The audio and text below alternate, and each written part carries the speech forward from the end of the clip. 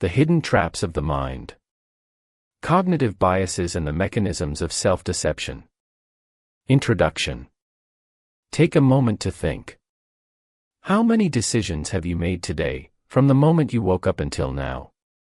What to wear, what to eat, which route to take to work, who to talk to, who to smile at, who to get annoyed with. Scientific research shows that the average person makes thousands of decisions every day. But the vast majority of these decisions are not the result of your conscious, logical thinking. They are the product of hidden mechanisms working deep inside your mind, often without your awareness. Imagine your brain as a kind of vast, complex factory. Its workers operate day and night, processing information, preparing decisions, and handing them to you as a finished product. But this factory has its own rules, its own shortcuts, its own weaknesses. And the scariest part is that this factory is so good at convincing you that you can never see when it gets things wrong. In science, these are called cognitive biases. This phenomenon refers to systematic distortions the human mind makes in the process of decision-making. They are not mistakes, not one-off errors. They are a system. Repeating, predictable structures that exist in every human brain. In this audiobook, we will dive deep into these hidden traps. We'll find answers to why our minds deceive us, where the evolutionary roots of this come from, how these biases show up in our daily lives, and, most importantly, how we can free ourselves from these traps. This is not merely a theoretical subject. It's a subject that directly affects your decisions about money, your relationships, your career, even the way you think about yourself. Understanding how the mind works is, in fact, the key to managing yourself better. Get ready. This journey may sometimes feel uncomfortable, because you'll be seeing your own mind in the mirror. But that discomfort is the beginning of growth.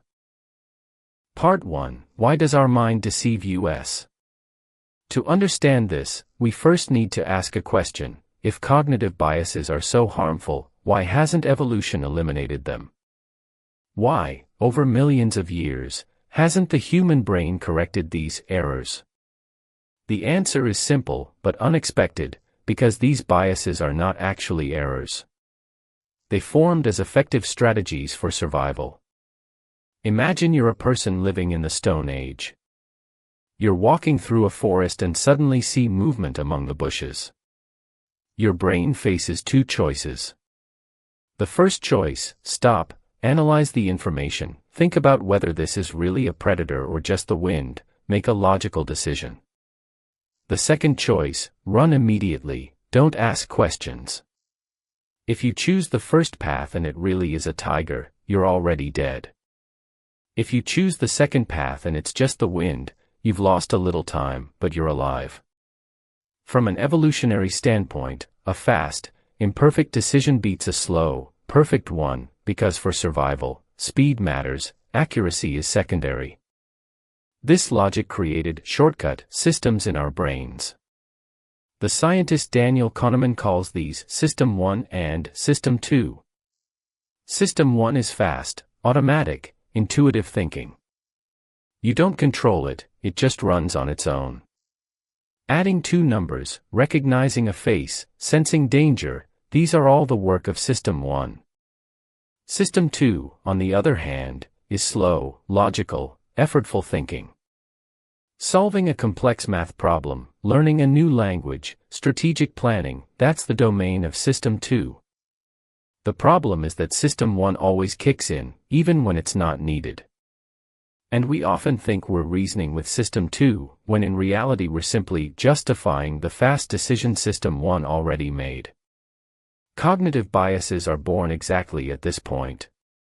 They are the shortcuts System 1 hands us. They protect us from spending energy, allow us to make fast decisions, but in exchange, we sacrifice accuracy.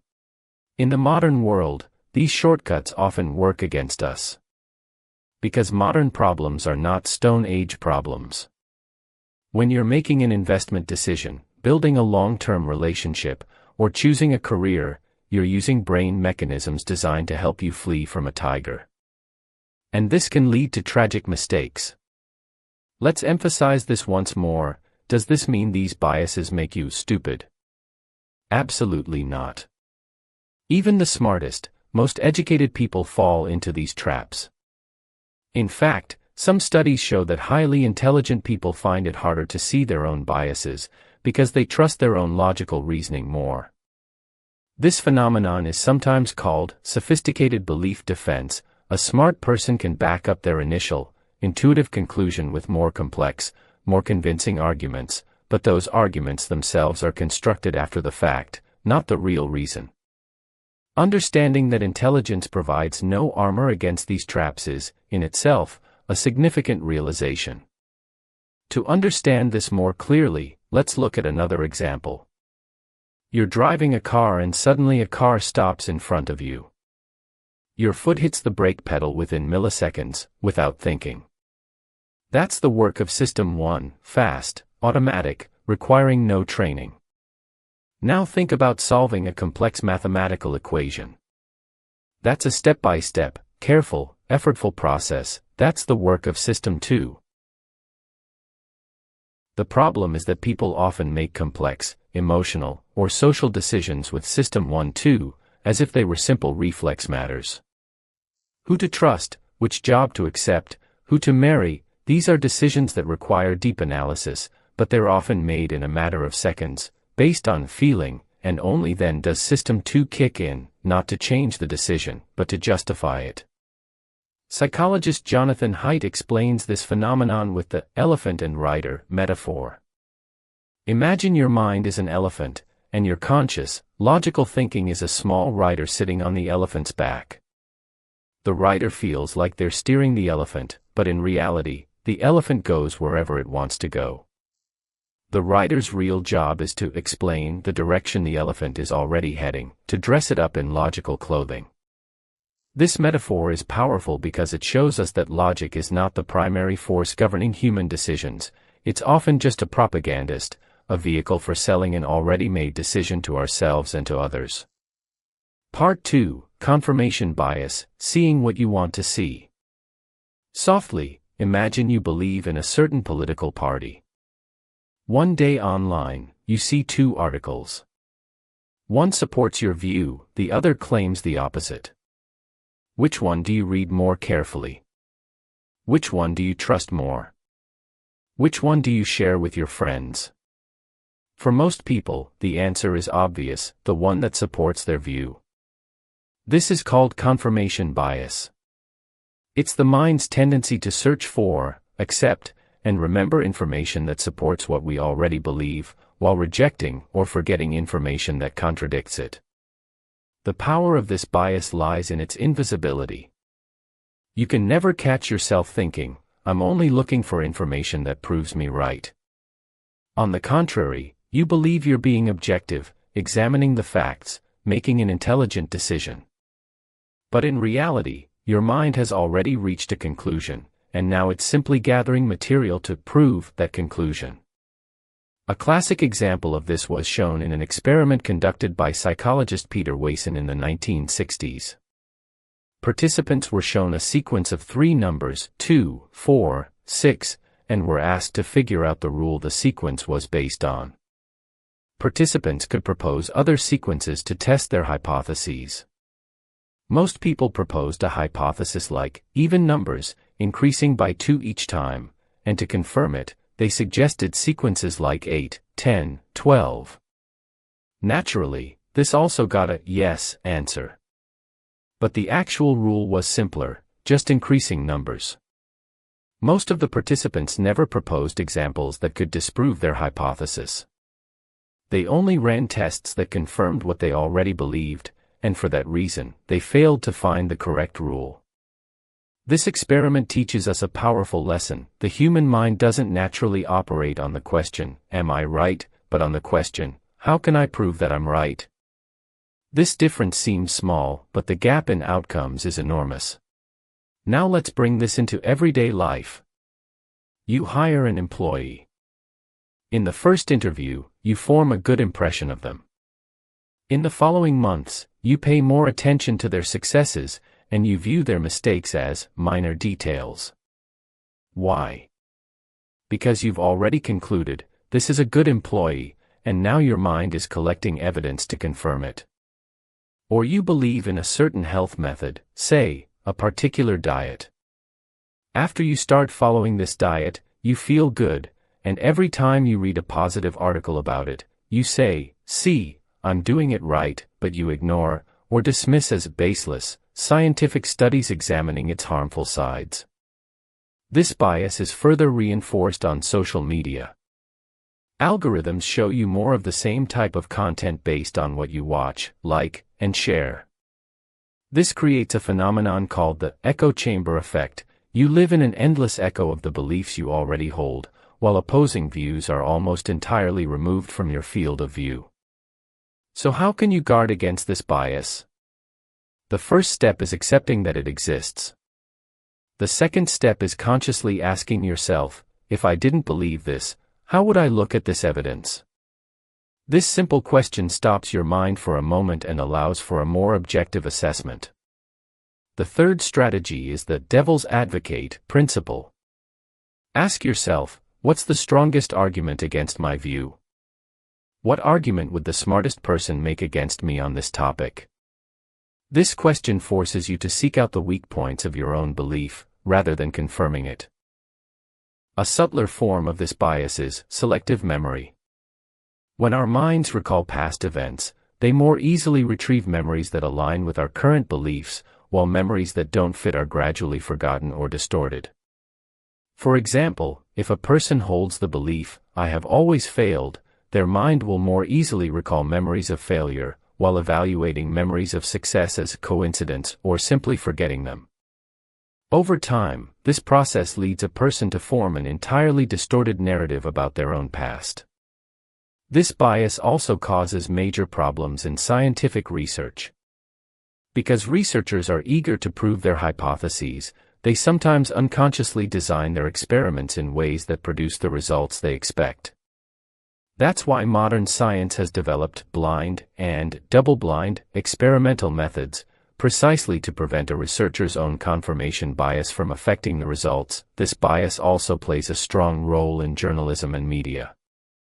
People choose news sources that align with their political and social views, while rejecting opposing sources as biased or unreliable, even though, in reality, both sides may be biased to some degree. This process creates increasingly polarized groups in society that no longer listen to each other. Is there a practical test for recognizing this bias? Yes, ask yourself, when was the last time I changed my mind because an opposing argument convinced me? If you struggle to remember the answer to this question, that may be a sign of just how strongly your confirmation bias is operating. Confirmation bias is so deeply embedded in our thinking that it's impossible to be completely free of it. But knowing it exists is already a major line of defense. Part 3, the Dunning-Kruger effect, not knowing what you don't know. In 1999, two psychologists from Cornell University, David Dunning and Justin Kruger, conducted a fascinating study. They gave participants tests on grammar, logic, and sense of humor, then asked each of them to predict their own results. The results were astonishing. Participants who scored the lowest, that is, the least skilled, rated their own performance the highest. They considered themselves well above average, when in reality they were at the lowest level. This phenomenon later became known as the Dunning-Kruger effect. Its essence is simple but profound. A person who is unskilled in a given area often also lacks the knowledge needed to recognize their own lack of skill. In other words, seeing how much you don't know requires a certain level of knowledge. If you know nothing, you don't even know that you know nothing. To visualize this, imagine a mountain of knowledge. At the very bottom stands the peak of Mount Stupid, where a person stands with very little knowledge but very high confidence. They believe they fully understand the topic, because they haven't yet seen how complex it is. This is jokingly also called the Fool's Peak. Laughs. Then, as the person starts learning a bit more, they suddenly realize how vast and complex the subject truly is. This is the moment of falling into the valley of despair. Confidence drops sharply, because the person now sees their own limitations. Only through prolonged, continuous learning and experience does a person gradually climb the slope of enlightenment, where their real level of knowledge and their confidence come into balance. This model teaches us a very important lesson: confidence is never a true indicator of knowledge. In fact, the opposite is often true. The people who know the most speak more cautiously, more skeptically, because they know how complex the subject really is. This phenomenon is closely related to imposter syndrome, highly skilled people feeling as though they don't know enough. How do we see this in real life? Think of someone who watches a few YouTube videos and considers themselves a nutrition expert, teaching everyone what to eat. Or someone who reads one book and considers themselves an investment guru. Or people on social media who claim to know the absolute truth on every political topic, even though their knowledge doesn't go beyond surface-level headlines. This isn't arrogance, it's actually a cognitive limitation. These people aren't deceiving themselves, they genuinely believe they know, because their minds haven't given them the tools to see the complexity of the subject. Are professionals and experts exempt from this? Unfortunately, no. Even the most highly skilled experts can fall into the same trap in areas outside their expertise. For example, a doctor might consider themselves an expert on finance simply because they succeeded in medicine and assume that success transfers to other fields. This could be called the authority transfer fallacy. The most effective way to guard against the Dunning-Kruger effect is intellectual humility.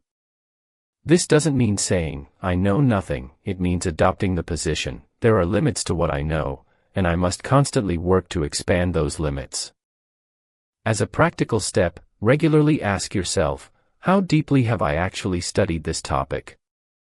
By reading a few articles, or through years of experience. If the answer is the former, express your opinions cautiously, stay open to others' views, and, most importantly, don't shy away from asking questions.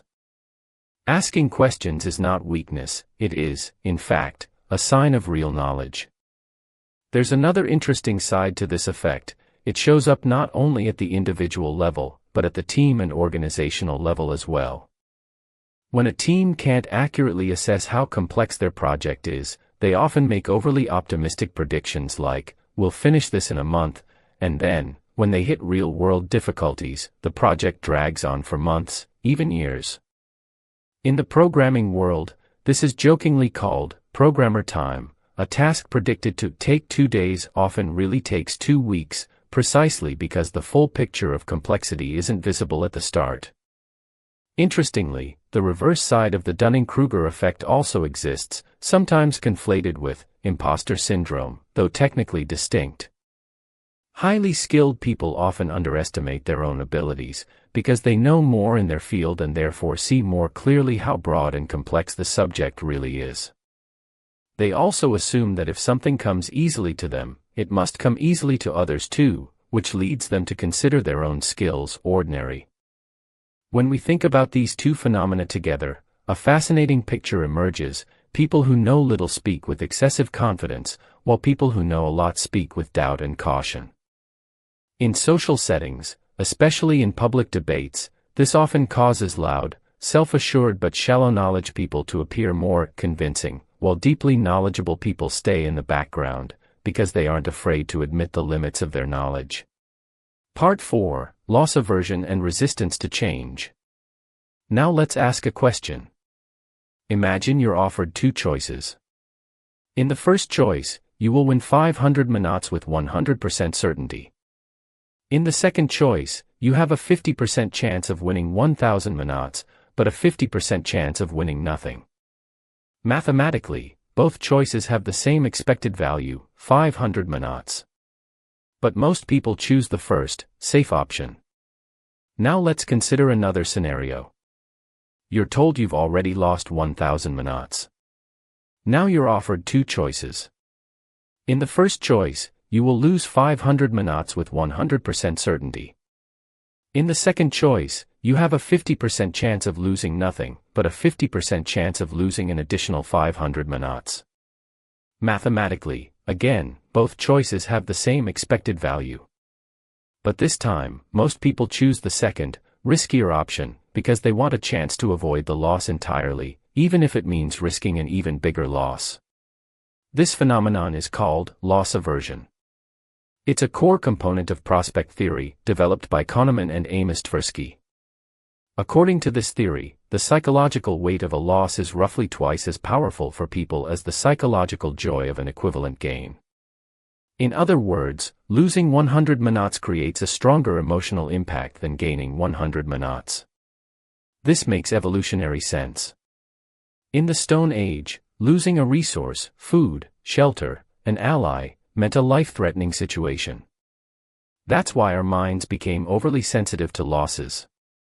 But in the modern world, this bias often drives us toward bad decisions. Take stock investors, for example. When a stock's price drops, people often don't sell it, because that would mean formalizing the loss. They wait, hoping the price will go back up, even when every sign shows the company is weak in the long run. This behavior is also joined by the sunk cost fallacy, the thought that, I've already put in this much money, I can't back out now. We see the same phenomenon in relationships. People sometimes stay in harmful relationships simply because they've already invested so much time, emotion, and energy into them.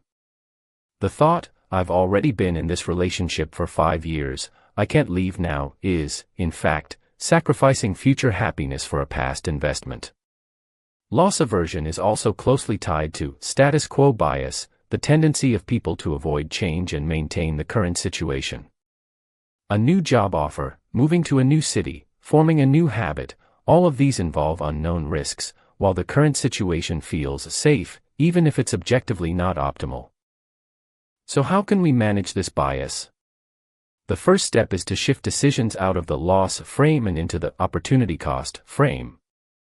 Ask yourself, if I weren't already in this situation, would I make this decision now? For example, if you didn't already own that stock, would you buy it now? If the answer is no, then the only reason you're holding onto it is loss aversion, not logic. The second strategy is to evaluate decisions from a long-term perspective. Short-term loss aversion often conflicts with long-term benefit. Force your mind to picture the situation a year from now, 5 years from now, not just today's comfort. Another interesting manifestation of loss aversion is the endowment effect. Studies show that people place a higher value on something they already own, simply because of the fact of ownership, than its objective worth would suggest. In a famous experiment, participants were given a mug, then asked at what price they would sell it. Interestingly, the participants who owned the mug demanded roughly twice the price that participants who didn't own it, and wanted to buy it, were willing to pay. The same mug, the same objective value, but simply the feeling of "it's mine" doubled the price. This phenomenon is common in everyday life. People hold onto old possessions, clothes they no longer wear, even harmful habits, out of a feeling of "this is mine," even when these things bring them no real benefit. This is one reason minimalism and decluttering movements have become popular, teaching people to let go of the feeling of ownership. This phenomenon also shows up in the business world. A team that has invested a lot of time and resources into a project struggles to abandon it, even when it's clear the project is failing, because the project has become their possession, seen as a part of their identity. A third, subtler strategy is to think about your decisions from the perspective of your future self. Ask yourself, how will the me of a year from now look back on today's decision? This question shifts momentary emotional loss aversion into a broader, more objective perspective. Part 5, Social Proof and Herd Behavior.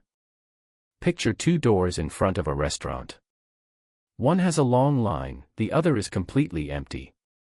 Which would you enter? Amused, most people, even without knowing the menu, prices, or quality, would choose the restaurant with the line. Why? Because our minds think, if this many people chose this place, it must be good. This is a classic example of the cognitive bias known as social proof. Psychologist Robert Cialdini describes it as one of the principles of persuasion. People shape their behavior, especially in uncertain situations, based on the behavior of others. The roots of this also lie in evolution. In ancient human societies, being separated from the group could mean death. A lone individual was defenseless against predators and had limited access to resources. That's why our minds developed a go with the crowd strategy. Statistically, it was the safer choice. But in the modern world, this instinct leaves us open to manipulation. Marketing strategies use it extensively. 10,000 customers have already bought this product is running out of stock. Like counts and follower counts on social media platforms, all of these use social proof to influence our decisions. A more dangerous form of this is the herd effect. When the majority of people move in a certain direction, even if we see that direction as illogical, we feel compelled to follow along. In financial markets, this phenomenon creates market bubbles. People buy an asset simply because they see others buying it, without investigating its real value. History has many examples of this: the absurd rise in tulip bulb prices in 17th century Holland, the dot-com bubble of the early 2000s, and, more recently, the sharp fluctuations in the cryptocurrency market. A subtler form of social proof is deference to authority. We accept what an expert, a celebrity, or an influential person says with less critical scrutiny, even when that person is speaking outside their own field. An actor advertising a health product, or an athlete giving financial advice, these target our sense of respect, not our logic. The famous conformity experiment conducted by psychologist Solomon Asch in the 1950s demonstrates this very clearly. Participants were given a simple task: comparing the length of one line to 3 other lines. The correct answer was obvious to the naked eye. But in the experiment, everyone except the real participant, who were actually actors, deliberately gave the wrong answer. As a result, about a third of the real participants went along with the group's wrong answer, contradicting what their own eyes saw. This teaches us a very powerful lesson: social pressure can override even the clearest facts. Interestingly, Asch himself later found an explanation: some people didn't actually doubt what they saw, they simply feared contradicting the group. But another portion genuinely began to doubt their own perception and thought, maybe I'm the one seeing it wrong. This shows us that social pressure works on 2 different levels: one simply changes behavior, the person doesn't voice their opinion; the other goes deeper, the person changes their actual belief. The second is more dangerous, because the person loses trust in their own judgment. In the digital age, social proof has taken on new forms. Trending topics, viral videos, posts collecting thousands of likes, all of these tell us that many people found this interesting, so you should too. But it's worth remembering that these numbers often don't reflect real quality, they simply show what the algorithm is amplifying. A video can gain millions of views simply because its headline is attention-grabbing, regardless of the content's actual quality. We see a broader form of this phenomenon in financial markets, a phenomenon known as herding behavior. Investors often make decisions based on what major players are doing rather than conducting individual analysis. This can seem logical at times. After all, if big institutions are investing in an asset, it might seem like they know something. But history shows us that herd behavior often leads to collective mistakes, because everyone assumes someone else has done the research, when in reality, no one has done deep research, everyone is simply following each other. The first step to guard against this bias is to ask yourself when making a decision: am I doing this because I believe in it, or because everyone else is doing it? The second step, especially for big decisions, is to use independent, outside sources of information, not just the behavior of the crowd around you. A third strategy is to take a step back from the crowd. Every time you feel strong pressure toward a decision, when the thought, everyone's doing it, you should too, arises, consciously create a pause. During this pause, ask, if this crowd weren't here, would I still make this decision? This question often reveals your true motivation. Part 6: The Halo Effect and Negativity Bias. Now let's look at 2 related, but rarely discussed, biases: these strongly influence how we judge people and events. The first is called the halo effect. This term was first used in the 1920s by psychologist Edward Thorndike. Its essence is this: one positive trait of a person causes us to form positive opinions about their other, unrelated traits as well. Simply put, attractive people seem smarter, well-dressed people seem more trustworthy, people who speak well seem more knowledgeable, even when there's no real logical connection between these traits.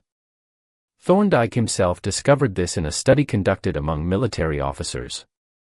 He found that when officers held a positive opinion about a soldier's physical appearance, they also automatically rated that soldier's completely unrelated traits, intelligence, leadership, even loyalty, more highly.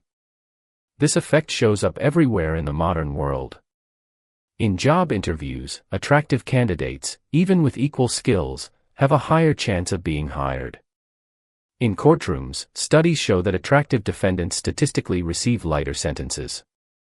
In marketing, a celebrity endorsing a product increases consumer trust in it, even when there's no connection to the product's actual quality. The opposite of the halo effect also exists. It's called the devil effect. One negative trait of a person causes us to view their other traits in a negative light too. Once you catch someone lying, you start doubting all their other words as well, even without any new evidence questioning their truthfulness. The second bias, with a broader impact, is negativity bias. This is the mind's tendency to pay more attention to negative information than positive information, to remember it more strongly, and to give it more weight. Studies show that for a healthy balance in a relationship, roughly 5 positive interactions are needed for every 1 negative interaction. This ratio is known in psychology as the Gottman ratio, named after the famous relationship researcher John Gottman. Negativity bias also has evolutionary roots. In the Stone Age, noticing danger was far more important than noticing a beautiful sunset, because missing a danger could result in death. But in the modern world, this bias keeps us in a constant state of anxiety and pessimism. Look at the news. Why do negative headlines always dominate the front page? Because media knows that negative headlines grab more attention, and our minds are naturally more sensitive to them. This bias also affects the process of self-evaluation. A person may experience 9 successes and 1 failure in a day, but by the end of the day, it's precisely that 1 failure they'll remember, and it's because of that they'll feel bad about themselves. This often creates a distorted overall impression like everything is going badly, when in reality, the majority was positive. What can we do to guard against these 2 biases? Against the halo effect, try to evaluate traits separately when making judgments. Separate the feeling, I like this person, from the assessment, this person is good at this specific job. Against negativity bias, develop the habit of consciously noting positive moments. For example, writing down 3 good things at the end of the day is a simple but effective technique backed by scientific research. Part 7. The Deep Roots of Self-Deception. Now let's move into what may be the deepest part of this book, the mechanism of self-deception. Why do people lie to themselves? It seems illogical. You should be the most honest with yourself, shouldn't you? But psychology shows us that self-deception is actually a protective mechanism of the brain. In 1957, psychologist Leon Festinger introduced the theory of cognitive dissonance. According to this theory, when the human mind holds 2 contradictory beliefs, or when there's a conflict between a belief and a behavior, it experiences strong psychological discomfort. To eliminate this discomfort, the mind either changes the behavior, or, more commonly, changes or reshapes the belief. Festinger himself observed this in a fascinating way. Curious, he joined a cult that believed the end of the world was coming, purely to study their behavior. The cult's leader had announced a specific date on which the world would be destroyed, and only they would be saved. That date came and went, and of course, nothing happened. But the expected outcome, the cult members abandoning their belief, didn't happen. Instead, they reinforced their belief even further, claiming that their faith and prayers had saved the world. This is a classic example of cognitive dissonance. When reality contradicts belief, people often try to adjust reality to fit the belief, rather than adjusting the belief to fit reality. How does this show up in everyday life? Size. Think of a person who smokes cigarettes. They know cigarettes are harmful. Yet they continue to smoke. This creates dissonance between the two facts. To resolve it, the mind activates several strategies. My grandfather smoked his whole life and lived to 90. Stress is more harmful than smoking. I'll quit someday. These explanations aren't logical, they're psychological comfort blankets. Another form of self-deception is rationalization, the attempt to justify an already made decision with logical reasons afterward. This creates not the true reason behind the decision, but an acceptable version of it. For example, when a person is fired from their job, they might say, "Actually, I didn't like this job, this is a good opportunity." This can sometimes be true, but often it's an explanation created to psychologically manage a loss of control. An even deeper form is a mechanism called self-handicapping. This is when people consciously, or semi-consciously, prepare excuses in advance for their potential failures. For example, a student who doesn't sleep the night before an exam might say, "If I get a bad result, it'll be because of tiredness, not my lack of ability." This strategy is used to protect self-evaluation in case of failure, but it harms real outcomes. So why does our mind work so hard to deceive itself? Because maintaining a positive self-image, even one that doesn't match reality, is a powerful psychological need. Rather than saying, "I made a bad decision, I'm responsible for this situation," the mind prefers to find external causes, or to reframe the situation.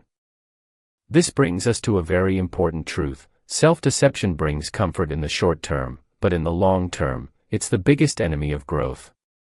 If you can't see your own mistakes, your own weaknesses, you can't fix them either. The most powerful tool for guarding against self-deception is radical honesty with yourself.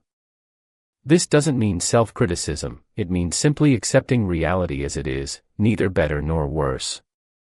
Practically, one of the best ways to develop this skill is to write down your decisions and thoughts, keeping a journal. When you see your thoughts in written form, the mind's self-deception mechanisms become more visible, because you're no longer just feeling the thought, you're observing it from the outside. Another powerful strategy is getting feedback from trustworthy, honest people. Where people can't see themselves, an outside perspective often brings clarity. But for this, you must be ready to hear things you don't want to hear. This is, for many people, the hardest step. Another form of self-deception is closely related to selective memory, but unlike it, it's a more active process, called motivated reasoning. This is the process where a person first decides on the outcome they want, and then gathers evidence to support that outcome. The difference from confirmation bias is that here, the person more actively, more strategically bends their own judgment, like a lawyer defending their position, not like a judge evaluating objectively. A classic example of this appears in financial decisions. A person wants to buy an expensive, unnecessary item. They first arrive at the decision, "I want to buy this," and then search for reasons to justify it. "I've worked hard, I deserve this, this can be thought of as an investment, life is short." Some of these explanations might be true, but the order in which they arise matters. The decision comes first, the justification comes after. At a deeper level, self-deception is sometimes also linked to a phenomenon called moral licensing. This is the process where, after good behavior in one area, a person grants themselves permission for bad behavior in another area. For example, a person who eats healthily during the day might think at night, "I behaved well today, now I can reward myself with a treat," in reality acting against their own goal, but presenting it to themselves as earned. What do all these mechanisms have in common? They all serve one purpose: maintaining a positive, coherent self-image. Psychologists call this self-affirmation theory. People want to act in ways consistent with their values, their sense of self, and to preserve that consistency, they're willing to distort reality if necessary. Conversely, healthy psychological development begins not with the ability to self-criticize, but with the ability to self-observe. The difference is subtle, but important. Criticism judges, observation simply sees. "I made a mistake, I'm bad, is criticism. I made a mistake, let's see why, is observation. The second approach leads to growth, the first leads to defensiveness and even greater self-deception. Part 8, The Anchoring Effect and Decision Fatigue. In one experiment, participants watched a wheel spin, marked with numbers from 1 to 100. The wheel was deliberately rigged to stop at either 10 or 65. Participants were then asked, is the percentage of African countries in the United Nations higher or lower than this number? And then, what do you think the percentage actually is? The results are astonishing. Those for whom the wheel stopped at 10 gave an average answer of 25%. Those for whom the wheel stopped at 65 gave an average answer of 45%. A completely unrelated, random number had a powerful effect on people's actual estimates. This phenomenon is called the anchoring effect. When making decisions, our minds treat the first number they see or hear as a kind of anchor, and all subsequent evaluations form around that anchor, even when the anchor has no logical basis whatsoever. This phenomenon is widely used in bargaining and sales. When a store shows a product's previous price as 200 manats and its current price as 100 manats, you consider 100 manats a great deal, even if the product's real value is 60 manats. Your mind takes 200 manats as the anchor and compares 100 manats to that anchor, not to the real value. The same phenomenon operates in salary negotiations. Whoever states a number first often determines the direction of the negotiation. If you offer 3,000 manats, the negotiation will continue around that number. If you say 5,000 manats, even if the employer doesn't accept it, the subsequent offer is likely to be higher than in the first scenario. The way to guard against the anchoring effect is to form your own independent assessment before making a decision, before seeing outside numbers or offers. For example, when buying a car, before hearing the seller's first quoted price, do market research and form your own sense of a fair price. This partially frees you from the anchor's influence. Now let's move to another important phenomenon, decision fatigue. Studies show that the more decisions a person makes throughout the day, the lower the quality of each subsequent decision. This is related to the ego depletion theory. Mental energy is a limited resource, one that gets tired like a muscle. An interesting piece of evidence for this comes from a study on parole decisions made by judges in Israel. Researchers analyzed thousands of court sessions and found that early in the day, right after judges had rested, the likelihood of a favorable parole decision was around 65%. But as the day progressed, this percentage gradually dropped towards zero. Right before the lunch break, almost no one received a favorable decision. After the lunch break, the percentage went back up to around 65%. This is a very serious finding. Thoughtfully, a person's freedom may depend less on the actual details of their case and more on when the judge had lunch. This shows us just how powerful mental fatigue can be. How can you apply this to your own life? Make your most important, most complex decisions early in the day, when your mind is fresh. Automate or simplify small, insignificant decisions, like what to wear, what to eat, as much as possible, so you can save your mental energy for big decisions. Some famous figures, it's known, for example, that certain leaders and entrepreneurs wear the same type of clothing every day, do this precisely to reduce the number of small decisions. This principle can also be applied to your content creation work at PopularAudioBooks, doing your most creative, most attention-demanding tasks during your most energetic hours of the day, and saving routine tasks for night hours, can significantly boost productivity. There's also an interesting connection between the anchoring effect and decision fatigue. As the mind gets tired, it relies more on anchors, shortcuts, and ready-made answers, because it no longer has the energy for new, deep analysis.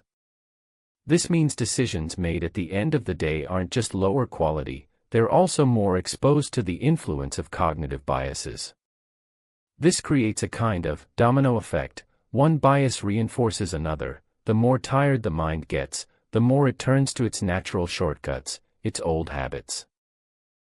Conversely, an approach we might call decision minimalism can be helpful, resolving as many small decisions as possible in advance, once, and then automating them. For example, preparing a weekly meal plan in advance, planning your clothing choices ahead of time, basing your workday structure on a fixed routine, all of these are strategies for conserving mental energy. This also shows us that what we call willpower is not, in fact, an infinite resource, it's a limited reserve that can be depleted throughout the day. That's why it's practical wisdom to make the most important, most difficult decisions, diet, finance, career decisions, early in the day, and to avoid such decisions as much as possible during nighttime hours. Part 9: The Planning Fallacy and Hindsight Bias. Have you ever finished a project much later than you originally planned? Almost everyone's answer is yes. This isn't just your problem, it's a universal cognitive bias called the planning fallacy. This term was first introduced by Daniel Kahneman and Amos Tversky. Its essence is simple: people systematically underestimate how much time, resources, and effort their future tasks will require, even when they know from past experience that they've fallen into this same trap on similar projects before. A famous piece of evidence for this is the history of the construction of the Sydney Opera House. The project began in 1957, planned to be completed within 4 years, with a budget of about $7 million. In reality, construction took 14 years, and the budget reached $102 million, more than 10 times the original estimate. And this isn't an isolated exception. The majority of major infrastructure projects around the world run significantly over their planned budget and timeline. Why does this happen? Because when people plan, they imagine the best-case scenario, a scenario where everything goes smoothly. They don't account for unexpected obstacles, illnesses, technical problems, or delays from other people, because these details can't be concretely imagined, while the "everything will go well" scenario is easy to picture. This phenomenon has almost certainly shown up in your own work, in audiobook production, in building SaaS products. A prediction that writing a script will take 3 days might, in reality, take a week, because each step, research, editing, voiceover, editing, can take longer than expected. An effective method to counter this is called the outside view. When planning your own project, instead of asking, "How long will my project take?" ask, "How long do this type of project usually take?" In other words, base your estimate on the statistical history of similar projects, not on your own specific details. This approach balances subjective optimism with objective data. Another practical technique is to automatically add 25 to 50% extra time to your plan, as a safety margin. This may seem simple, but it's very effective, because it acknowledges the systematic nature of the planning fallacy and takes a mathematical countermeasure against it. Now let's move to this bias's twin sibling, hindsight bias. This is the tendency, after an event has occurred, to feel that it was obvious beforehand, the "I knew it all along" effect. After a football match, fans who know the outcome say, "I said this would happen," even though their prediction before the match might have been completely different, or they may not have made a specific prediction at all. This bias is especially dangerous in the world of finance. After a market moves, analysts can say, "Of course this was expected," when in real time, no one predicted it accurately. This gives people a false sense of confidence. The feeling, "I understand past events correctly," creates the illusion that they'll have the same accuracy in future predictions, even though these are entirely different cognitive processes. Hindsight bias also affects how we evaluate our own past decisions. If a decision leads to a bad outcome, we often criticize ourselves, saying, "I should have seen this coming," even though, given the information available at the time the decision was made, it may have been entirely reasonable. Judging a past decision based on its outcome also leads to another distortion called outcome bias, considering a bad decision good if it happened to produce a good result, and considering a good decision bad if it happened to produce a bad result. The most powerful tool for guarding against these two biases is decision records. If you keep a written record of your important decisions and the reasoning behind them, you won't later fall for the illusion of, "I knew it all along," because the document, written in black and white, will show your true, original thinking, not the version your memory has since distorted. Part 10. How to free yourself from the mind's hidden traps. We've now explored a number of powerful cognitive biases: confirmation bias, the Dunning-Kruger effect, loss aversion, social proof, the halo effect, negativity bias, self-deception mechanisms, the anchoring effect, decision fatigue, the planning fallacy, and hindsight bias. So if we bring all of this together, how can we practically think more clearly, more objectively? The first principle is awareness. By listening to this book, you've already taken the first step. Simply knowing these biases exist significantly reduces their power. Science calls this debiasing, reducing the effect of biases by recognizing them. The second principle is slowing down. Remember that System 1 is fast, automatic thinking, while System 2 is slow, logical thinking. When making big decisions, consciously give yourself time. Ask, do I need to make this decision right now, or can I wait a day? This simple pause allows System 2 to engage. The third principle is consciously seeking out opposing views. Before every major decision, ask yourself, what's the strongest argument against my position? This isn't just a theoretical exercise, it means actually talking to real, different sources, real, different people. The fourth principle is basing decisions on quantitative data, not just feelings. This doesn't mean intuition is worthless. Intuition is often a valuable tool born of experience.